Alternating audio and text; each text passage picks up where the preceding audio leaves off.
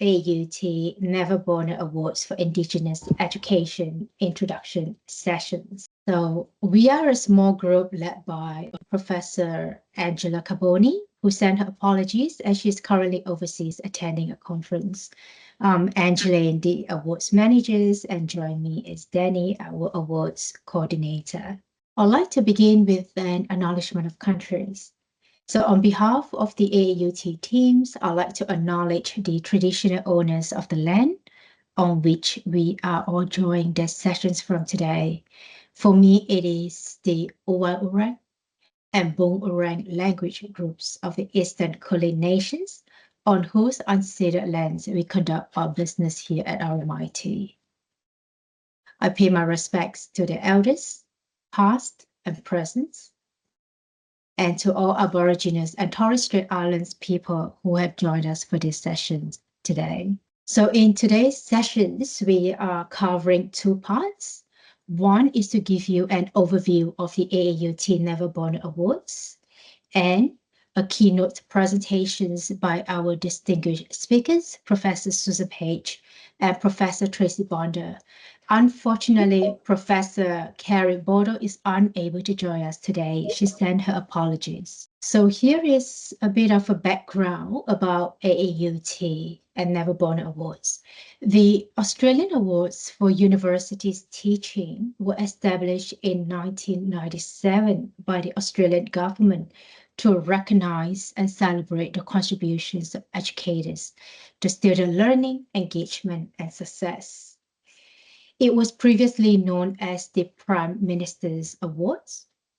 Over the years, they have been managed by various bodies, and since 2018, they have been administered by Universities Australia. So in 2002, the Neville Bonner Awards for Indigenous Education was introduced to nationally honored Indigenous educators in higher education. This awards is exclusively open to Indigenous teaching staff only. And here is a quick summary of the Neville Bonner nominations and awards trends from 2018 to 2024. As you could see, that the numbers of Neville Bonner applications that we receive have been relatively low, except for 2021, because we conducted a similar campaign. And that is why we are keen to bring back this campaign this year to raise the awareness and to encourage more Indigenous educators to apply for the awards. And later on, we will get to hear from our speakers about their benefits of receiving the awards and some of their journey. So here are some of the Neville Bonner Awards recipients from the last 5 years. So in addition to receiving the Citations and Teaching Excellence Awards, we do have Indigenous educators being recognized and honored with the Career Achievement Awards. Last year, Professor Tracey Bunda, and we also have in year 2021, the first Indigenous female, Professor Katerina, receiving the Australian Universities Teachers of the Year. There are 5 types of awards, each with its own categories and documentations requirements. The Citations, Program, and Teaching Awards are assessed against the same criteria. The Teachers of the Year award is being selected. The recipient has been selected from the list of teaching excellent recipients. And the Career Achievement Awards, on the other hand, has its own set of criteria and is being nominated by their VC. So for the Neville Bonner Awards, you can apply through Citations or the Teaching Excellence Awards. There are some similarity yet difference between the two. Citation is a smaller piece and citation has lesser requirement. Therefore, the recommendations pathway is to start with a citation recommendations by addressing one subcategory. And once successful, the applicants are recommended to build on this by addressing all 4 subcategories and submit as the teaching excellence applications. And to give Neville Bonner Awards an identity over the years, one of the initiatives that we have done is actually to have a separate, it's the same assessment metrics, but we tailor it for the Neville Bonner Awards. And this has been done with the help of Professor Susan Page. Susan will probably remember helping us with this pairs of metrics a few years ago. And in addition to the standard review process, we have also established a dedicated assessment panel made up of Indigenous assessors. And this is led by, again, Professor Susan Page. She has been a big advocate for the awards. Thank you, Susan. So what happens after today's session is that today, the purpose of today's session is very much to create awareness of the Neville Bonner Awards. So after today, we will send out an email with AAUT information and a link to the PVCI and DVCI to register up to 3 prospective applicants for the Neville Bonner Awards. And the registration closed on the 15th of July. And after receiving your registrations, we will connect the prospective nominees with their ICOs, who is the institutional representative that we work very closely with, and connect the prospective with the AAUT and mentor. The prospective nominees will be encouraged to work with the ICOs to decide when to apply for the award. Would it be for this year or would it for next? And that is because the nominations for this year is closing on the 10th of September, and each institution has their own process and deadlines for putting forward the awards, their nominations. So for 2026 applicants, we will follow up with them throughout the year and invite them to future professional development. So here are the AAUT key dates for this year. As I mentioned earlier, the nomination period is from 25th August to 10th September. Thereafter, we will conduct our 3 stages of assessment period. And the Career Achievement Awards is open from 27th October to 14th November. And the Career Achievement Award nominations are being put forward by the VC. And in February next year, we will make announcement of the recipients. So without further ado, let's welcome our guest presenters for today. Professor Susan Page is a PVC Indigenous at Western Sydney Uni. She is an Aboriginal academic and 2018 recipient of the Neville Bonner Awards for Teaching Excellence. She has led key Indigenous education initiative, and she is also the team leader of the Neville Bonner Awards Assessment Panel. We also have Professor Tracey Bunda, Ngugi Waka Waka Women, and Professor of Indigenous Education at UQ, with over 40 years in Indigenous leaderships across universities. Tracey has received the 2024 Career Achievement Awards, and her research explores race and power, and she's a co-host of Indigenizing Curriculum podcast.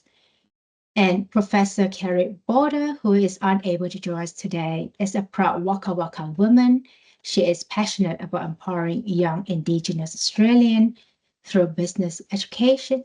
She led curriculum reform, developed a groundbreaking Indigenous business course, and is a strategic leader in both academics and professional setting. So over to you, Susan. Thanks very much, Angeline, and thank you for that lovely acknowledgement of country. I want to acknowledge that I'm on Gadigal land here this morning, or no, this afternoon. Gee whiz, time flies. I'm on Gadigal land in the west of Sydney. It's pouring rain here at the moment, so country is being soaked by water. I want to pay my respects to elders past and present, and to all the lands on which we are meeting today, of the people that we're meeting today. Hi, everyone. I know I've got some really old and dear friends in the audience today. It's really great to see you all. Thanks for coming. As Angeline said, I have been working with the AAU team for some time now. I'm a real advocate for the and so you'll see that as we go along now.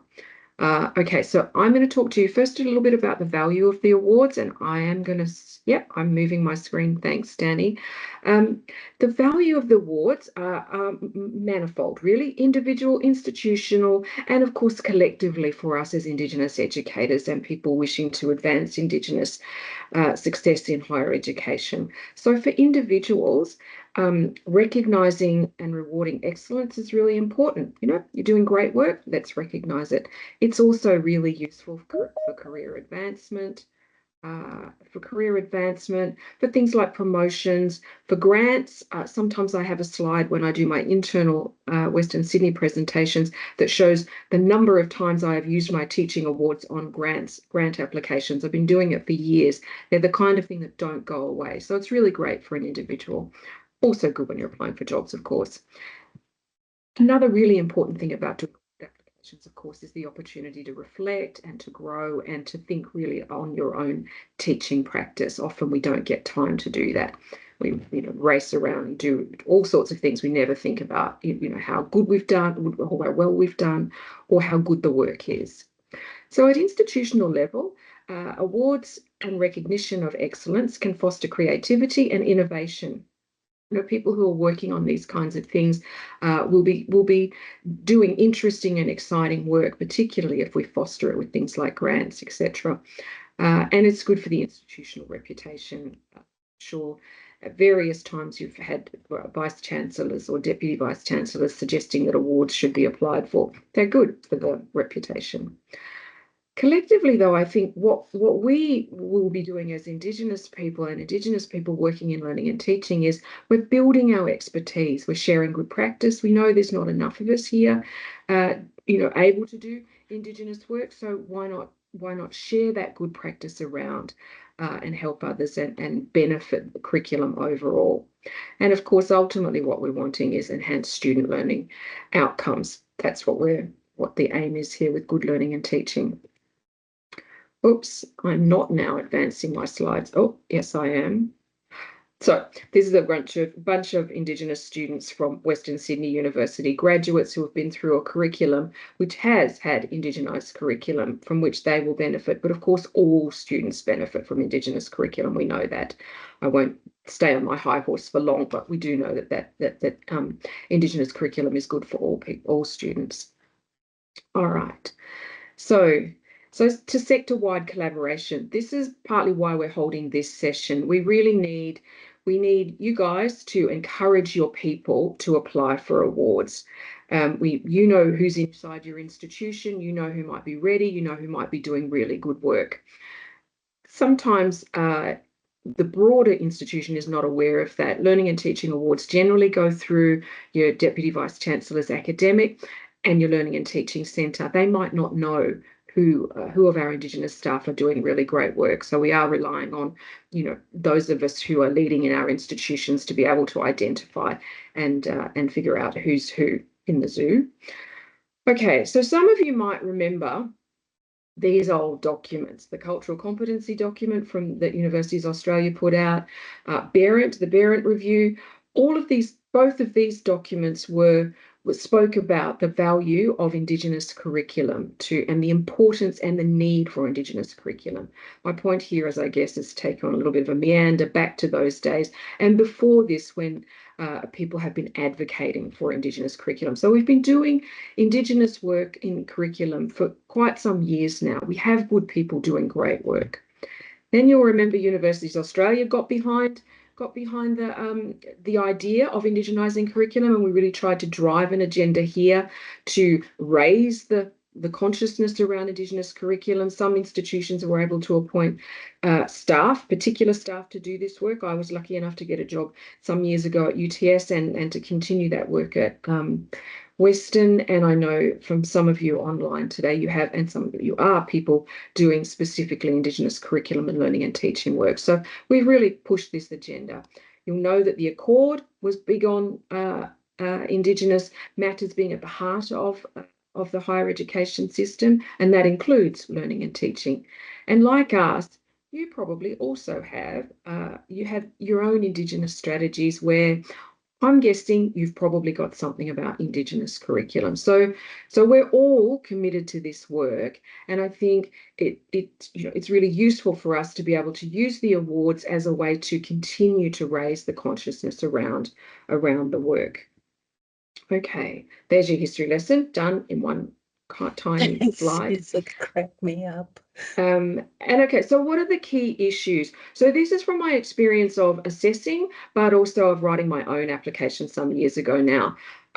Probably say, do as I say, but not as I did then, because I didn't perhaps take all of my own advice that I give out now.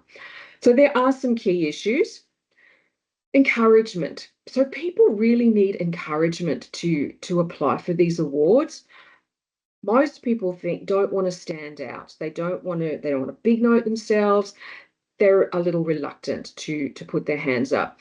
That's why they need us, they need you to identify them, to say, why don't you do this? This is a really great idea. You're doing really good work. It helps not just you, because I think that's what individuals worry about, is that they're sticking their hand up. But what it does is it helps the collective, and it helps the push for Indigenous curriculum and showing that we can do excellence as well as anyone else. Okay, so the encouragement bit's done. There are some really practical issues. Time is really critical. As Angeline showed before, a citation is about 4 pages of application. That's doable. It still requires some time. An excellence award is 8 pages of application, which maybe doesn't sound too much, but there's a good deal of work that will go into both of these applications. So if you are lucky enough to be an institution that has a little bucket of money for these kinds of things, supporting people with some small grants to actually find the time to do it can be really helpful. Otherwise, supporting people with mentors, using your learning and teaching centres inside your institutions. There's an Indigenous mentorship scheme. Use that scheme. Get your people to use that scheme. All right, and then really continuing that support. You can't write one of these applications in one go. They need to happen over time. Trying to build a systematic support to it would be really helpful. That may not happen, but if you've got the resources to do that, it would be terrific. And I guess I just want to finish. I think there's one more piece of animation here. Yeah, the support and the time are really important, because you need lots of evidence, different forms of evidence. There's information about that on the website, but you do need to gather your evidence and make your case fairly carefully. So it takes time to pull that all together. Okay, so I guess the final thing I do want to say is that recognising the Indigenous curriculum work that people are doing is really important. We know that people are doing really good work. We know that sometimes it's under challenging circumstances. We know that opening up Indigenous curriculum and disciplinary curriculum can be really hard and difficult work for people. So we want to recognise that, and we want to elevate it if we can. So, and we really need your assistance to do that. That's I feel like I should have a set of steak knives to give out as well, but yeah, there's no steak knives. Just really it'd be great to help us to do this work. And that is the end of my slides. Oh no. No, okay, yep. That is the end of my slides. And so I really want to hand over now to Annie Tracey to do her presentation. I'm so glad that Annie Tracey could come. It was really delightful to be at the award ceremony last year, where Tracey got her Career Achievement Award. It's a very special award. So thank you. Thanks, team. Right, thank you, Susan. And just adding on to Susan's point of encouragement. And that is why we introduced this concept of register the prospective nominees, so that you could put a name forward, and then we could get in touch with them and support them along the way to kickstart the process of the applications. So thank you, Susan. So now let's welcome Professor Tracey Bunda as she shares her reflections as the 2024 Career Achievement Awards recipients. Tracey? Hello, everybody. Some of you may know me as a Noogie Waka Waka woman, so I want to pay respects to the various countries that you are dialing in from and acknowledge elders from those countries, but not only elders, all Aboriginal and Torres Strait Islander people who contribute so much, not only to our communities, but to make a difference within the wider society. Thank you, and shout out to some friends there in the audience. This is what I gleaned from the website in terms of some of the key criteria for the Career Achievement Award. Can I just say, can I follow on from what Susan was saying? Susan, thank you for your sense of humour and keeping us awake at this time in the afternoon. That's really appreciated. Look, I think one of the things that automatically determines whether or not you are eligible for a Career Achievement Award is that last criteria there, served in higher education capacity for at least 25 years. Part of me feels like it should also say, and skates on the edge of going into a mental institution. It's almost self-selecting, isn't it? That you, to be able to go for this particular achievement award, that you need to be able to be within the academy for that period of time. I just want to give a little bit of focus to that because it is highly likely, again, as Susan was saying, there's so few of us within the academy. From about 10 years onwards, your Indigenous people are taking up leadership or managerial responsibility within the university, but I would encourage anybody to sort of keep a hand in teaching both at the undergraduate and at the postgraduate level. Doesn't necessarily have to be as a course coordinator, but recognising that the leadership work that you may be doing in the university around teaching, so for me, around Indigenising curriculum, that with the combination of the teaching work that you've done, plus the other parts of your career accumulate to be able to show, the achievements that you have been able to contribute to within the university. Because I don't think anyone is necessarily saying at year 15, all right, I'm going to go for the Career Achievement Award. I've just got to hang in here for another 10 years and pay for my therapist. But I think, it happens as a result of all of the work that you have been able to do. And, we can stitch that together to be able to tell a story about the work that we're doing in the university. Thank you. The next one. All right. So these are my hints and tips. There is usually a local teaching and learning awards process within your university. And the university that I work in, we have a teaching and learning institute. And so they make sessions available, workshops available for people to be able to attend. You learn at those workshops, you make contacts with other people who have won teaching awards in the past. So you can align your application that you want to develop with somebody in a similar field or undertaking similar initiatives. So you're not running blind here. And then I asked the question about whether or not your application was successful.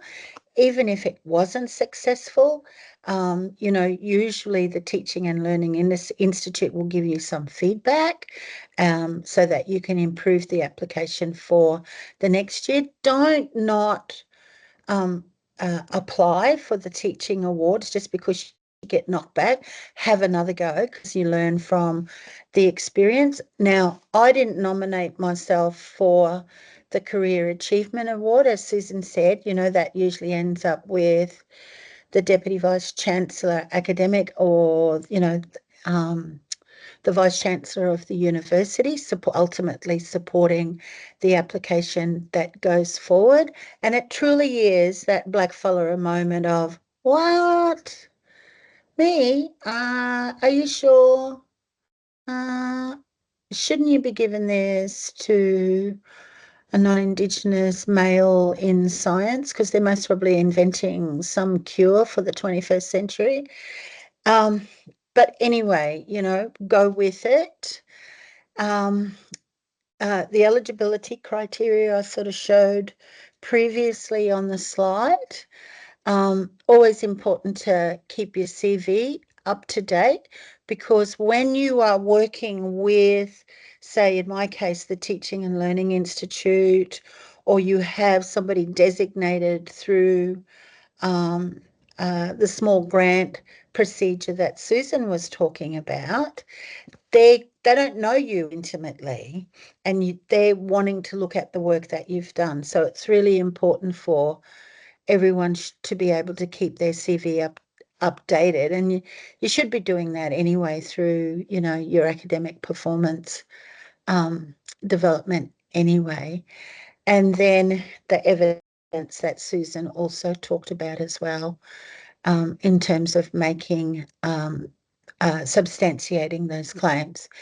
And thankfully, we live in a time, it's not only in terms of, you know, student evaluations or peer evaluations, you know, but there's lots and lots of different ways to be able to substantiate those claims. So one of the things that I do, my colleague dragged me into the world of podcasting.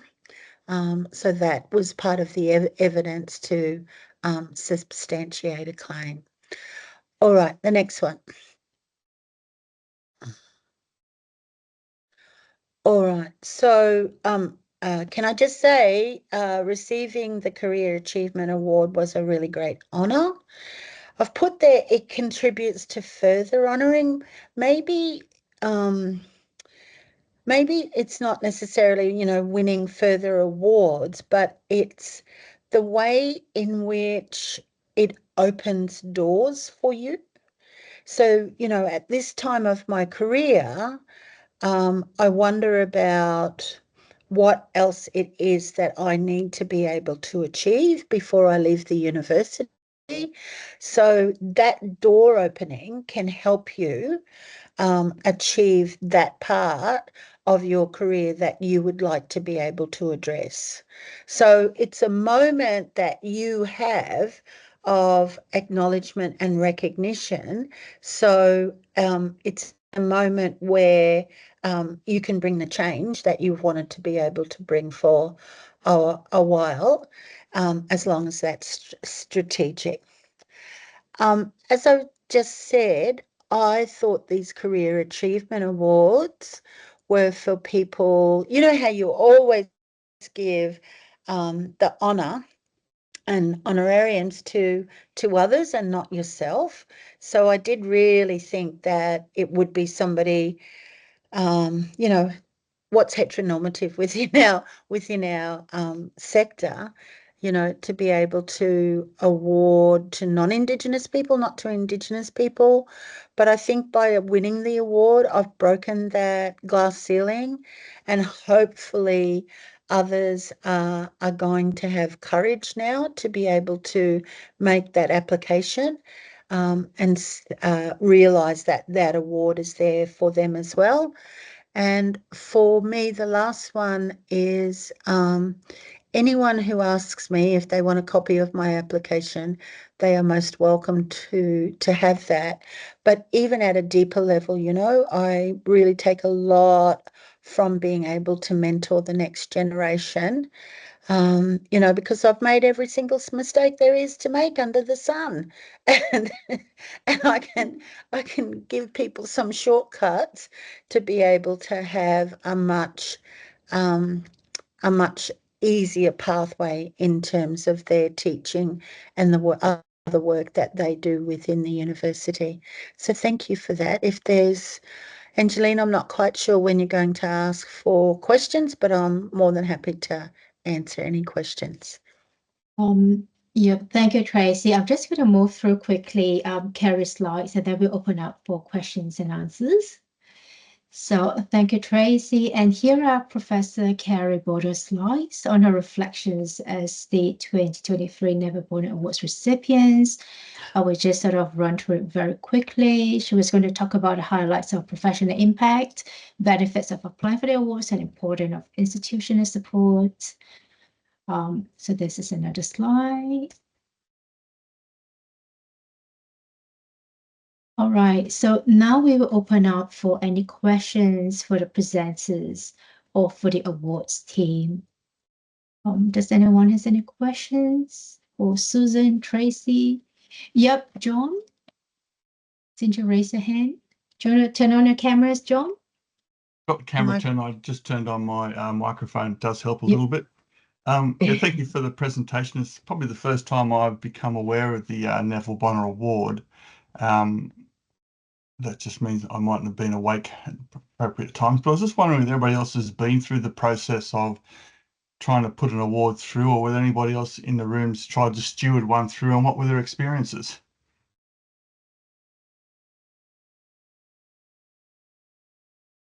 I'm happy to answer if Angeline, and I wonder, do you think we might take the slide down now, Angeline? Yep, sure. Or Danny, whoever's controlling. Just it means we can see better. So yes, hey John, good to see you. Yeah, you too, Suze. So we did one at UTS at Cake for 2018. So I kind of led that application. So we were lucky enough to have the support of the Learning and Teaching Centre. So, in fact, one of the people from the Learning and Teaching Centre suggested that we put the application forward, although it had been on my radar because I had applied many years before at Sydney Uni, in fact, twice, and been unsuccessful. There's another person in the sector who was unsuccessful the same year as me, and we often talk about that. But so we had support from the Learning and Teaching Centre, and which meant that they gathered some of the evidence for us. So they pulled together the learning and teaching evaluation stuff for us. They read the application.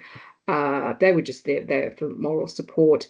Yeah, and I've also done a little bit of mentoring, although often when people do the mentoring, they fall out of the process because it's it's hard work, it's hard going to get an application together. Sometimes inside institutions, I've had an experience where one of the people I was mentoring had some kind of negative feedback inside the institution, so you do have to be a little bit careful.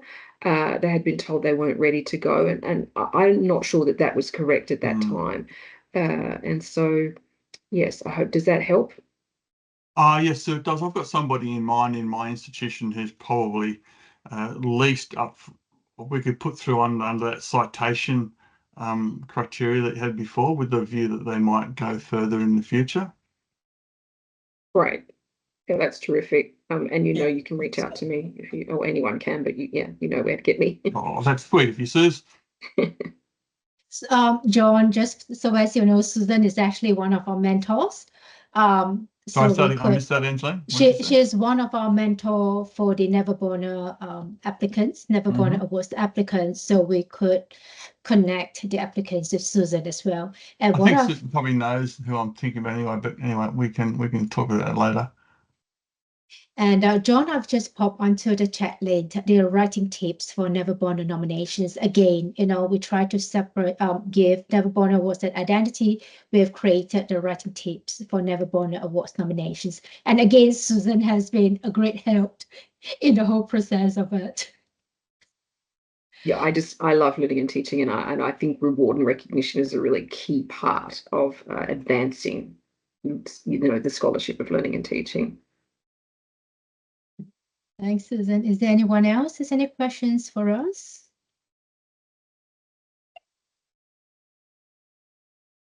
Christine? Yeah, hi. Yep. Thanks so much. Hi. Hi, really well, thank you. What a great presentation. Thanks, everyone. Thanks, presenters, Auntie, and yeah, it's been beautiful. Susan, thank you.